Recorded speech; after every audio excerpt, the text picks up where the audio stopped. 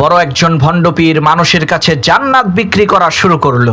সমাজের কিছু অশিক্ষিত মূর্খ বর্বর যারা জীবনেও লেখাপড়া করে নাই, এই ধরনের কিছু জাহেল লোক সেই ভণ্ডপীরের কাছ থেকে জান্নাত কিনে নিল। সেই ভণ্ডপীরের আবার নীতি ছিল, কোনো ব্যক্তি যদি তার কাছ থেকে জান্নাত ক্রয় করত, তাকে জান্নাতের দলিল পর্যন্ত দিয়ে দিত। ভণ্ডপীরের এই কাণ্ড দেখে একজন বুদ্ধিমান শিক্ষিত লোক ওই ভণ্ডপীরের কাছে যেয়ে বলল, হুজুর, আমি আপনার কাছ থেকে জাহান্নাম কিনতে চাই, কত টাকা লাগবে বলেন। তখন সেই ভণ্ডপীর বলল, আরে বেয়াকুব, এলাকার সমস্ত মানুষ আমার কাছ থেকে জান্নাত কিনে নিচ্ছে, আর তুমি নাকি আমার কাছ থেকে জাহান্নাম কিনতে এসেছো, তুমি তো নাদান আহাম্মক। তখন সেই শিক্ষিত বুদ্ধিমান লোকটি বলল, সে যাই হোক, আমি জাহান্নামই কিনতে চাই।